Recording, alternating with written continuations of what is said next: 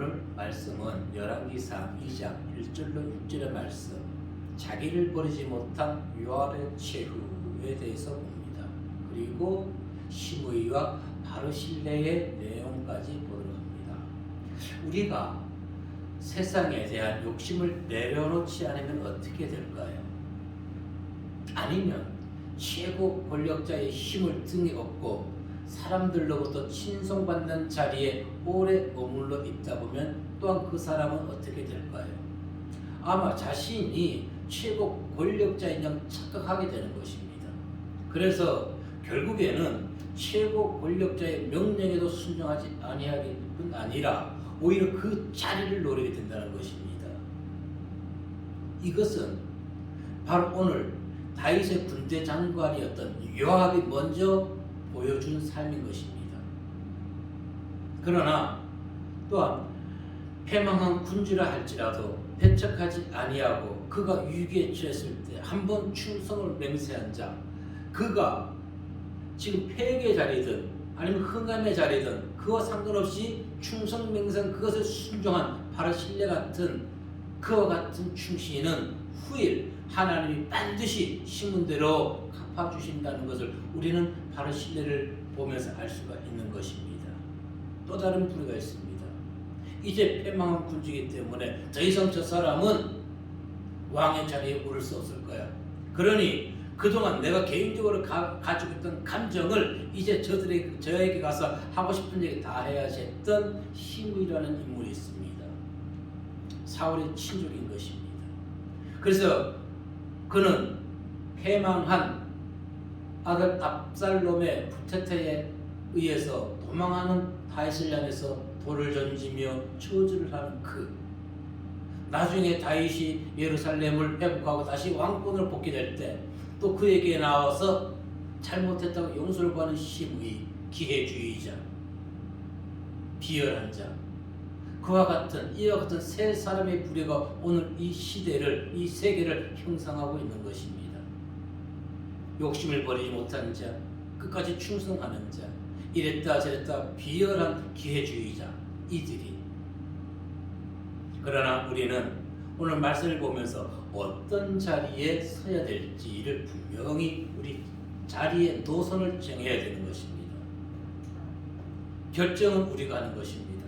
요압의 길을 갈 수도 있는 것이고 시므이의 길을 갈 수도 있는 것이고 바르실레의 삶을 살아갈 수가 있는 것입니다. 그러나 부탁하기는 언제나 한 번 맹세한 것은 끝까지 지킴으로 인해서 상황에 변덕되지 아니하고 하나님을 의지하면서 나아가는 성도님들, 바르실레의 선한 사마리아인의 삶을 살아가는 성도님들에게 하나님의 은혜와 축복이 함께 하시기를 주님의 이름으로 축복합니다. 첫 번째 우리에게 들려주신 말씀은 권세욕과 질투심에 눈먼 요압이라는 내용입니다. 오늘 본문의 내용을 우리가 읽어보았지만은 이제 임종을 앞둔 다윗이 그 아들 솔로몬에게 유언을 얘기하는 것입니다. 그러면서 격려하기를 여호와의 명령을 지킬 것을 얘기합니다. 내 자손이나 내가 만일 여호와의 명령을 모세의 율법을 지키면은 내 씨에서 왕의 왕권, 왕의 자리가 떠나지 아니할 것이라고 얘기했습니다. 그런데 솔로몬은 안타깝게도 끝까지 이 말씀을 지키지 못했기 때문에 나라가 갈라지게 되는 것이죠. 그러면서 5절과 6절에서 다윗이 솔로몬에게 얘기하는 것은 왕권을 거스렸던 요압을 처단하라고 얘기합니다. 그리고 8절과 9절에서는 기회주의자 시므이를 처단할 것과 또한 7절 말씀에서 보게 되면 의로운 사람 바르실레의 아들들에게 그 가문에게 왕의 자리에서 함께 음식을 먹을 수 있는 은혜를 내려줄 것을 얘기하고 있는 것입니다. 이 세 가지 모두가 언제 이루어졌다고요? 아들 압살롬이 부태타를 일으켜서 이제 예루살렘에서 도망가는 그와 같은 상황에 일어났던 일들인 것입니다. 위기 때 그 사람의 진면목을 보게 되는 것입니다. 위기의 때에 신앙의 모든 것이 드러나게 되는 것입니다. 우리가 세 명의 인물을 통해서 확인할 수 있는 것, 먼저 요압의 경우를 봅니다. 그는 자신의 정치적 야욕의 꿈을 이루기 위해서 또는 개인적 감정의 원한을 풀기 위해서 자신의 권력을 남용했던 것입니다. 다윗은 조금 전에 얘기했듯이 2절과 4절에서 솔로몬에게 신전 왕국의 통치자로서 먼저 하나님의 말씀을 지킬 것을 얘기해 줬습니다. 그것이 성도의 또 대강복을 이루는데 마땅한 신앙의 자세이기 때문에 그렇습니다. 그리고 고민하는 것은 이것입니다.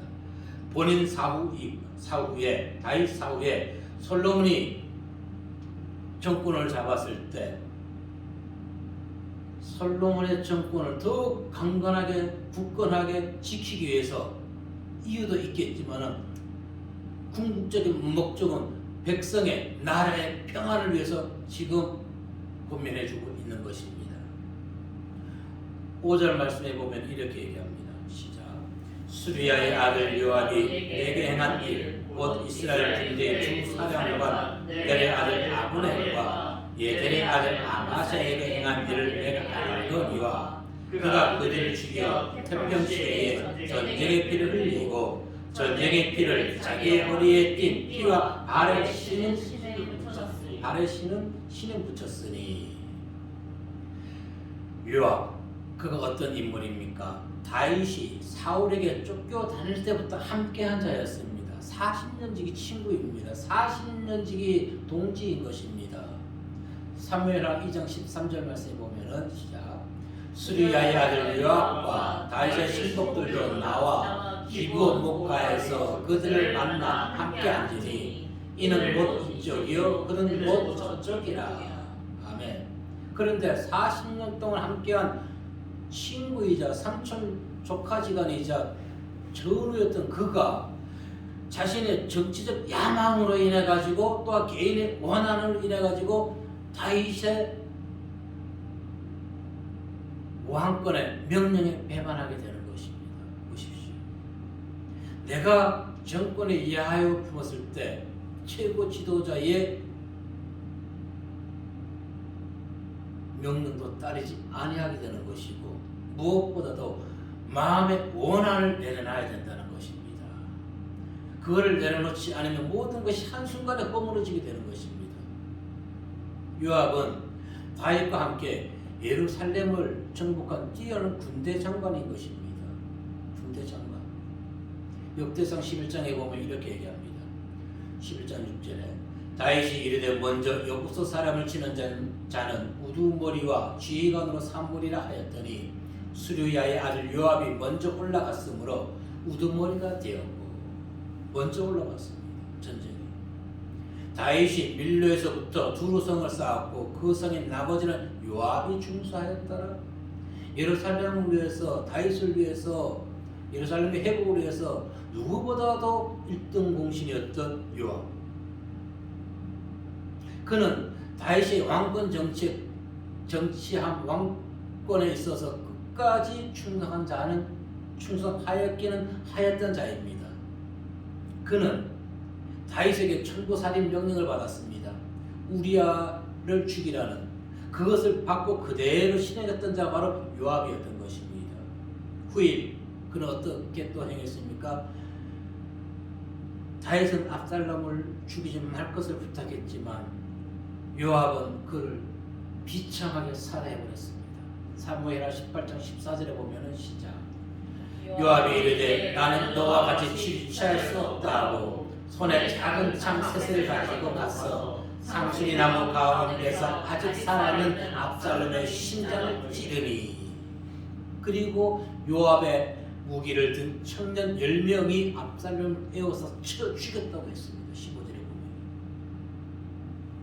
이와 같은 이유 때문에 지금 다윗이 요압을 처벌하라고 한 것이 아니라는 것입니다. 이유는 5절 하반절에 있습니다. 그는 무고한 피를 흘렸다는 것입니다. 그러면서 허리에 띠와 발에 신은 신이라는 걸 얘기하고 있는데 이것은 정의를 위한 전쟁을 위한 복장인 것입니다. 군인이 전쟁에 나가는 것입니다. 전쟁에서 적군을 사살하는 것은 그것은 당연한 의무인 것입니다. 정당 방위인 것입니다. 그래서 허리에 띠와 발에 신은 신은 요압의 직무와 권세를 대변해 주고 있는 것이지요. 그가 왕으로부터 받은 그의 권세 직무는 무엇입니까? 오직 전쟁에 나가서 정정당당하게 적군을 죽임으로 나라를 구하고 국민의 평안과 안정을 위해서 싸우는 것, 그것뿐이었던 것입니다. 그런데 그는 사사로운 감정을 푸는 것으로 자신의 권력을 사용했던 것입니다. 시기심과 권력에 눈이 멀어가지고 무고한 피를 흘렸던 자인 것입니다. 사무엘하 3장 27절 말씀 보면 시작. 아브넬이 헤브론으로 돌아오매 요압이 더불어 조용히 말하는 듯이 그를 데리고 성문 안으로 들어가 거기에 배를 찔러 죽이니 이는 자기의 동생 아사엘의 피로 말미암음이더라. 아멘. 개인의 원한을 풀지 않았던 것입니다. 20장 10절 말씀에 보게 되면 시작. 아마샤가 요압의 손에 있는 칼은 주의하지 아니하는지라. 요압의 칼로 그의 배를 찔리매 그의 창자가 땅에 쏟아지니 그를 다시 치지 아니하여 죽으니라.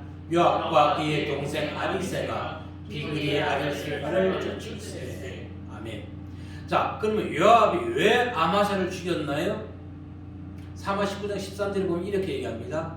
너희는 또 아마샤에게 이르기를 너는 내 본육이 아니냐?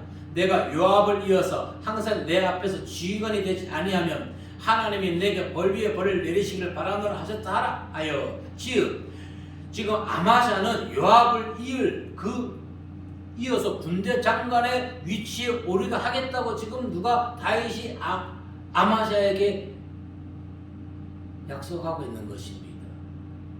그런데 요압은 그것을 참지 못했던 것입니다. 자기의 자리 위태로웠던 것이죠. 그래서 그 뿌리를 아예 잘라버리는 것입니다. 이처럼 사사로운 감정과 권력의 눈이 멀어버린 요압, 그에게 있어서 타인의 생명은 아무런 값어치도 없었던 것입니다. 자신의 자리와 자신의 더 높은 곳을 위해서 무고한 자들의 피를 흘렸던 것이고, 그것이 바로 오늘 얘기하는 자기 허리에 띠와 신에 묻혔다고 얘기해 주고 있는 것입니다. 그러면서도 그는 어떤 자? 자신의 죄악을 깨닫지 못하는 것입니다. 오히려 나라의 질서를 어지럽히는 것이지요. 이것이 오늘날에만 이루어지는 것이 아니라 이미 다윗 시대에서부터 이와 같은 일이 있었던 것입니다. 태평 시대에 무관자의 피를 흘려가지고 나라를 어지럽히는 자, 오늘 많은 자들이 말 한마디로 인해가지고 자기의 생각, 자기들의 당의 얘기를 해가지고 당권에 의해서 나라를 어지럽히는 것 똑같은 것입니다. 무엇이? 인간 사는 세상이 과거나 현재나 미래도 마찬가지인 것입니다. 과거에 이런 삶이 있었고 현재 이런 삶보다 과거보다 더합니다. 그럼 미래는 어떻게 될까요? 미래는 하나님의 말씀으로 의롭고 정의로운 자가 나라를 치리해야 되는 것입니다. 그래야지만이 국민이 평안합니다. 국민이.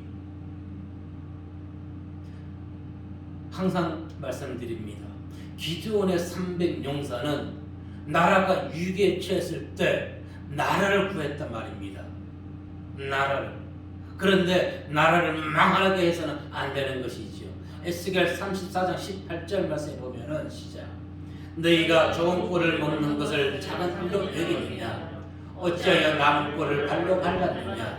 너희가 맑은 물을 마시는 것을 작은 일로 여기느냐? 어찌하여 남은 물을 발로 더럽혔느냐? 아멘. 보십시오. 자신들은 경제적으로 어려움이 없으니 어려움에 처한 국민들을 안줄 수 없다는 것입니다. 국민이 지금 얼마나 힘들고 어렵습니까? 오직 요압처럼 자신들의 권력 유지하는 것에만 혈안이 되어 있는 것입니다.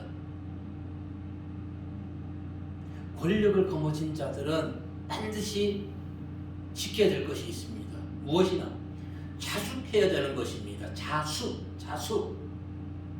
왜냐하면 군인이나 인간이란 이 동물은 권력의 맛을 알면 자기 스스로의 내분을 일으켜서 그 조직을 와해시켜버리는 것입니다.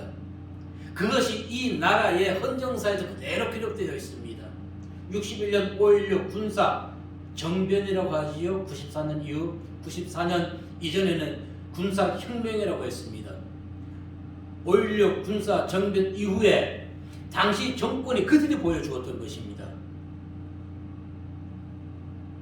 저 사람보다 함께했던 사람보다 내가 더 높은 자리에 오르기 위해서 서로가 분란을 일으키는 것입니다. 내란을 또한 일으키는 것이지요. 오늘 우리가 사는 사회 시스템, 이 체제는 양식이라는 힘으로 자신들의 논리를 정당화시키고 있는 것입니다. 때문에 어떤 사람은 자기보다 힘이, 권력이 약한 자, 자기보다 지위가 아래에 있으면 그것을 짓밟아버리고 자신은 세상 사람들로부터 유명세를 타게 되는 것입니다. 신문에 나오고 뉴스에 나오기를 원하는 것이죠. 그것을 당연하게 생각합니다. 그러나 성경은 이렇게 얘기합니다. 너는 과부나 고아를 해롭게 하지 말라. 내가 만일 그들을 해롭게 함으로 그들이 내게 부르짖으면 내가 반드시 그 부르짖음을 들으리라. 나의 너가 맹렬함으로 내가 칼로 너희를 죽이리니 너희의 아내는 과부가 되고 너희 자녀는 고아가 되리라. 네. 무슨 얘기입니까? 이것이 바로 뿌린 대로 거두는 수학의 법칙인 것입니다. 그래서 우리는 항상 선과 의와 정의를 심어야 되는 것입니다. 힘 있는 단체의 시인은 즉시 들어주는 이상한 세상 아닙니까? 학원들의 시인은 들어줍니다. 힘없는 교사들의 시험은 코로나 걸린 자 시험 응시 못하지만은 힘 있는 변호사들의 시험은 코로나 확진자도 시험을 보게 하는 이상한 세상입니다. 반면에 힘없는 단체들 울부짖음은 잠시 기다려보자고 하는 세상인 것입니다. 지금 우리 주변에서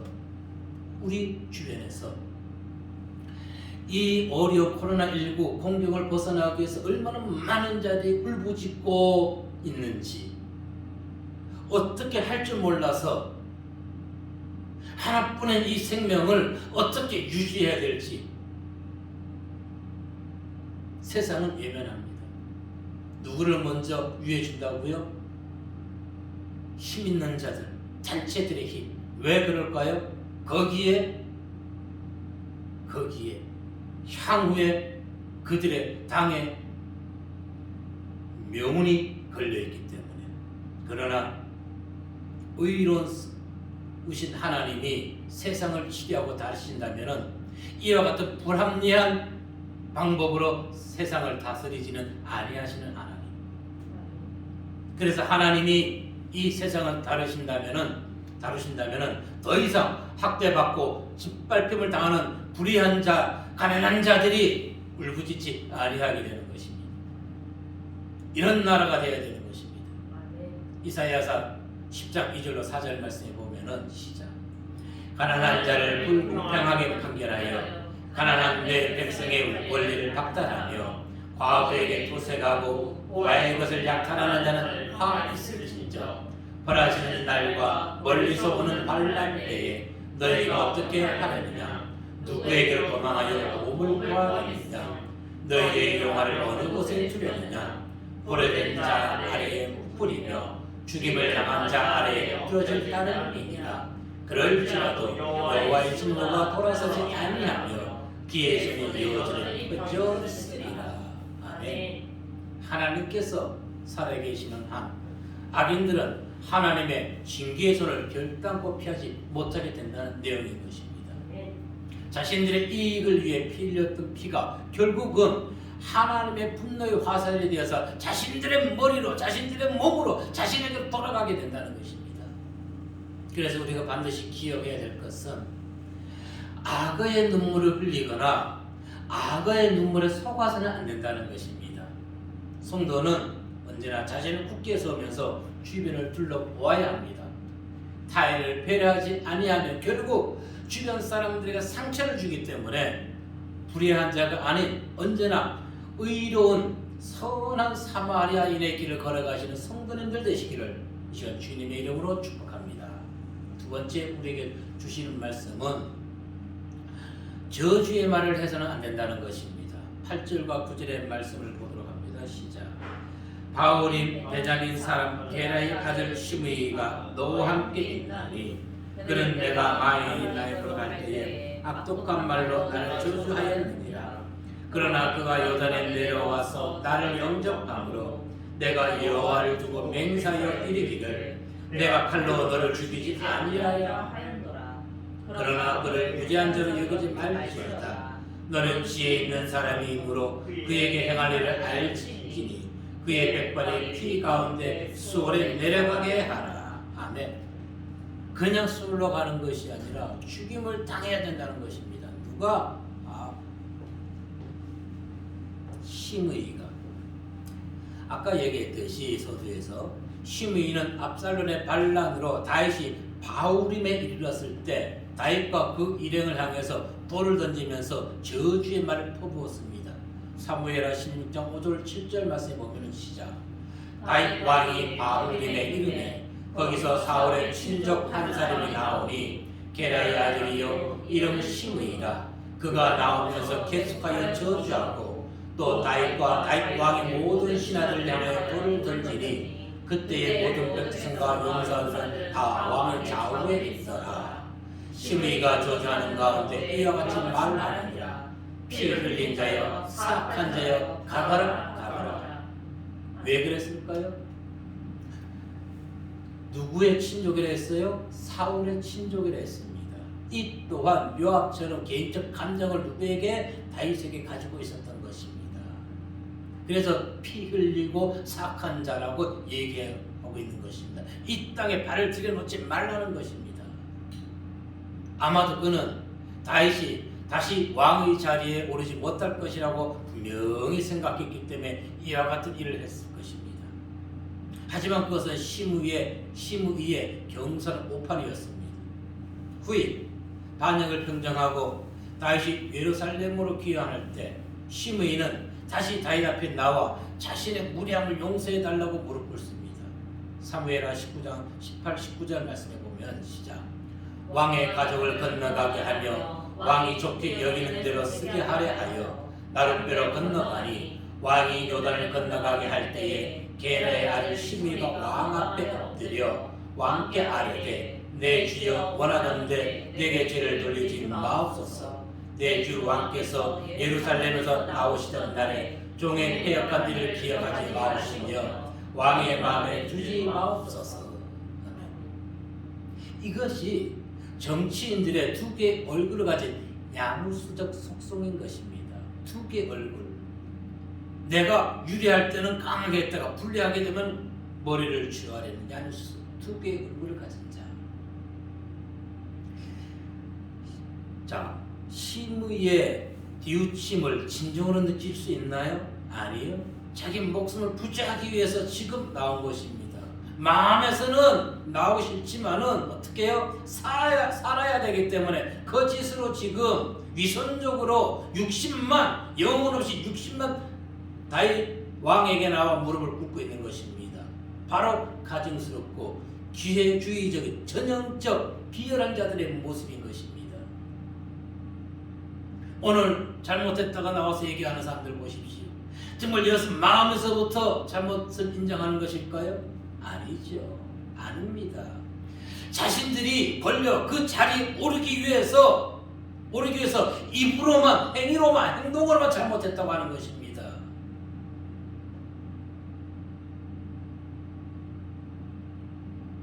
바로 시므이와 같이 권력에 눈이 멀었기 때문에 요압과 같이 아비새는 여호와의 기름 부은 자를 저주한 자는 마땅히 죽어야 한다고 청원합니다. 21절에서 보면. 그런데 다윗은 사무엘하 19장 23절에서 그의 얘기에 이어서 이렇게 얘기합니다. 왕이 시므이에게 이르되 내가 죽지 아니하리라 하고 그에게 맹세하니라. 시므이가 다윗 왕에게 나왔던 것도 정치적 이유 때문인 것이고 지금 다윗이 그를 용서해 주는 것도 정치적 이유 때문에 지금 그를 용서해 주는 것입니다. 왜 그럴까요? 다윗 주변에 있는 군사들은 지쳐 있습니다. 그런데 지금 시므이가 다윗 앞에 나올 때 자기 혼자 나오는 것이 아니라 베냐민 집안 1000명을 거느리고 나왔습니다. 1000명을. 거기서 만약에 다윗이 아비새가 얘기했던 것처럼 그를 쳐 죽였다면은 큰 사단이 또 일어났겠지요. 다윗 또한 그 자리를 묘면하기 위해서 용서해 주는 것입니다. 그런데 오늘 본문에서는 다윗은 솔로몬에게 시므이의 죄에 대해 반드시 심판할 것을 명하고 있습니다. 아까 얘기했지만은 시므이는 베냐민 지파 내에서 정치적으로 매우 영향력이 있는 자였습니다. 그런데 지금은 시므이를 반드시 처단하라고 명하는 것은 개인적인 원함보다는 다윗 사후에 기회주의자요 가증스럽고 비열한 그가 자기의 정치적 권력을 이용해가지고 솔로몬이 나라를 다스릴 때 분명히 해를 끼칠 것이 자명하기 때문에 이미 그 모든 불의한 싹을 다 잘라버리라는 것입니다. 솔로몬 개인을 위한 것일까요? 아닙니다. 나라와 국민 백성을 위해서 다윗은 솔로몬에게 얘기해주고 있는 것입니다. 비열한 자는 제거하라고 말입니다. 오늘 이 나라가 이렇게 왜 힘들어졌습니까? 비열한 자가 너무 많기 때문에 그렇습니다. 다윗과 같이 그때 판결을 내지는 못하는 지도자가 있기 때문에 이와 같은 나라, 이와 같은 현상이 지금 일어나고 있는 것입니다. 솔로몬은 그의 지혜대로 시므이를 용서해 줍니다. 최초 가택연금을 당한 자가 시므이인 것입니다. 그러면서 서로 간에 계약을 맺습니다. 내 집에서 떠나가는 날에는 네가 내 가택연금 당하는 그 집에 있을 때는 네 목숨은 부지할 수 있으나 그곳을 벗어나는 날에는 너는 죽을 것이라. 후일에 시므이가 3년이 지난 이후에 이것을 까맣게 잊어버리고 자기 종을 찾기 위해서 그 자리를 떠납니다. 누군가가 신고했습니다. 결국 시므이는 브니야에 의해 죽고 말았습니다. 무엇을 얘기하고자 하는 것입니까? 섣부른 저주의 말 한마디가 인생을 파멸로 이끈다는 것입니다. 시므이가 다윗에게 그렇게 저주의 말, 돌을 던지면서 하지 않았다면 그의 목숨은 부지할 수 있었습니다. 죽지 않았습니다. 저주의 말 한마디 때문에. 왜? 고대 근동의 사고에 따르면 축복과 저주는 객관적 효력을 갖고 있기 때문에 한 번 내뱉은 말은 다시 어떻게 뒤집을 수가 없는 것입니다. 그것이 창세기 27장 38절에 보면 분명하게 나타납니다. 시작. 에서가 아버지에게 이르되 내 아버지여, 아버지가 빌 복이 이 하나뿐이니까 내 아버지여 내게 축복하소서, 내게도 그리하소서 하고 소리를 높여보니. 아멘. 여기서 아버지가 빌 축복이라 했는데, 빌 복이라 했는데 이것을 빈다는 것은 축복을 얘기해 주는 것입니다. 축복. 자, 에베소 기자는 그래서 어리석은 말을 하지 말고 감사한 말을 하라고 우리에게 권면합니다. 에베소 5장 4절 말씀에 보면은 시작. 누추함과 어리석은 말이나 희롱의 말이 마땅치 아니하니 오히려 감사할 말을 하라. 아멘. 누추한 말은 무엇일까요? 사악함, 부끄러움, 추한 말을 입에서 내뱉지 말라는 것입니다. 아멘. 항상 덕스러운 말을 해야 되겠지요. 아멘. 자, 대표적인 그룹이 있습니다. 민족이 있습니다. 출애굽한 이스라엘 백성이 가데스 바네아에서 10명의 정탐꾼을 통해서 어디를 정탐하겠습니까? 여호수아가 가나안 땅을 정탐하라 했지요. 그리고 10명의 얘기를 듣습니다. 그리고 그들은 이렇게 원망불평합니다. 이스라엘 자손이 다 모세와 아론을 원망하며 온 회중이 그들에게 이르되 우리가 애굽 땅에서 죽었거나 이 광야에서 죽었으면 좋았을 것을 어찌하여 여호와가 우리를 그 땅으로 인도하여 칼에 쓰러지게 하려 하는가? 우리 처자가 사로잡히리니 애굽으로 돌아가는 것이 낫지 아니하랴. 이들의 원망불평에 하나님께서 어떻게 반응하셨습니까? 민수기 14장 28절에 시작. 그들에게 이르기를 여호와의 말씀에 내 삶을 두고 맹세하노라. 너희 말이 내 귀에 들린 대로 내가 너희에게 행하리라. 그들은 애굽으로 돌아가 죽기를 원했던 것입니다. 가나안 땅 들어가지 않고 그냥 죽겠다는 것입니다. 40년 광야 생활을 통해서 하나님은 그들의 죄악을 하나하나 복귀하면서 여호수아 갈렙 이외에 원망했던 모든 사람을 어떻게 했습니까? 다 죽여버렸습니다. 말 한마디가 이렇게 중요하다는 것 왜 모르고 있는 것일까요? 왜? 베드로전서 2장 1절의 말씀에 이렇게 얘기합니다. 그러므로 모든 악독과 모든 기만과 외식과 시기와 모든 비방하는 말을 버리고. 아멘. 근데 우리는 얼마나 비판을 많이 합니까? 제발 이제는 없어지자고요. 어디서 비방 악한 말이 내 입에서 없어지기를 바라겠습니다. 아멘. 원망 불신의 악한 말이 우리에게 잔존하는 한 하나님의 새로운 축복을 기대하지 못하기 때문에 그런 것입니다. 성도는 새로운 언어와 변화된 심령 그리고 축복과 사랑의 언어를 가지고 심의처럼 경솔하게 얘기해서는 안 되는 것입니다. 어떻게 바르실레의 삶을 본받아야 되는 것입니다. 다윗은 요압과 시므이의 악행에 반드시 처단할 것을 유언했습니다. 그리고 성경은 증언합니다. 솔로몬이 그 일을 행함으로 그의 나라는 더욱 견고하게 섰다고 했습니다. 예. 왕위를 탐찰하는 자 그리고 나라를 어지럽히는 자들을 처단할 때 그 나라가 튼튼하게 서게 되는 것입니다. 대한민국이 좀 이와 같은 나라가 됐으면 좋겠습니다. 아멘. 그런데 본절에서는 대조적으로 다윗의 일행을 공개했던 바르실레의 가문에 은총을 베풀 것을 얘기합니다. 사무엘하 17장 27절 29절에 보니까 시작.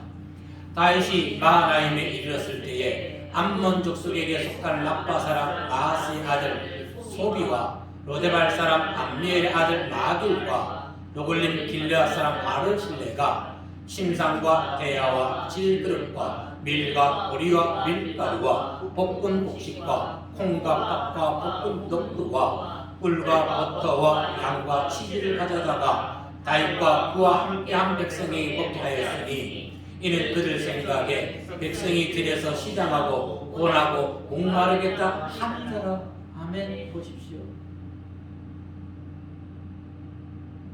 패역한 군주로 공개하는 바르실레와 그 일행들, 성경의 말씀처럼 고아와 과부 가난한 자들을 그냥 대접해 주는 것입니다. 누군가는 이렇게 얘기하더라고요. 드라마에서 소고기를 대접해 주는 사람은 무엇인가가 부탁이 있기 때문에 소고기를 사주는 것이고, 청국장이나 된장국을 사주는 사람은, 설렁탕을 사주는 사람은 부탁할 것이 없기 때문에 그것이 그 사람의 마음이기 때문에 그 음식을 사준다는 것입니다.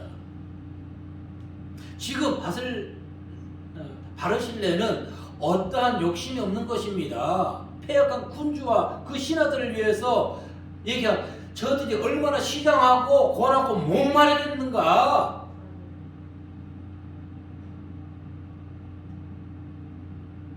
다윗이 바르실레가 아닌 그 가문의 은총을 베풀라고 본들에서 얘기합니다. 이유는 무엇인가요? 바르실레가 지금 패역해서 지금 패역한 왕이 되어서 피난길에 이르렀을 때 바르실레가 그 앞에 나왔을 때 나이가 80세였습니다. 다시 다윗이 왕권을 회복했을 때는 이미 그는 죽은 이유이기 때문에 바르실레 가문의 은총을 축복을 베풀라고 얘기해주고 있는 것입니다. 다윗은 경우에 매우 밝으며 언약을 중시하는 신실한 자였습니다. 이것이 성도의 기본 밑바탕이 되어야 되는 것입니다. 어떤 경우가 밝고 언약을 중시하는 신실함이 있어야 되는 것입니다. 하나님의 사랑, 즉 성령을 소멸치 말아야지만이 경우가 밝고 언약을 중시하게 되는 것입니다. 우리가 성령을 소멸하면 언제든지 배반할 수가, 배신할 수가 있는 것입니다. 왜냐? 하나님의 영은 변하지 않는 속성이 있기 때문에. 그래서 그 가문들에게, 바르실레의 가문들에게 왕의 상에서 음식을 먹게 하라는 것은 존귀한 자로 대우를 받는다는 것입니다. 예, 존귀한 자로 대우를 받기 위해서는 선한 사마리아인의 삶을 살아가는 자들인 것입니다. 대가를 바라지 않는 것이지요. 바르실레의 행동은 성도의 사랑의 속성 이것이다라는 것을 보여주고 있는 것입니다. 사랑의 속성 보이나요? 보이지 않습니다. 그러나 그것이 진실한 것일 때는 손과 발의 행함으로 드러나게 되는 것입니다. 사랑은 남을 돕는 손을 가졌습니다. 재해를 입은 자에게 재빨리 달려가는 발을 가졌습니다. 슬픔과 불행에 처한 자의 슬픔과 불행에 처한 자를 알아보는 눈을 가진 것입니다. 그리고 깊은 한숨과 불평, 불만을 하는 자들, 그들의 말을 경청하는 귀를 가진 것입니다. 즉, 사랑은 눈, 귀, 손발 모든 것을 다 가지고 사용해야 된다는 것입니다. 그것이 사랑의 속성이라는 것입니다. 이처럼 사랑은 말로만 하는 것이 아니라 실천적이고 행동으로 나타내는 것입니다. 탁상 공론이 아니라는 것입니다. 요한일서 4장 9절로 10절에 이렇게 얘기합니다. 시작.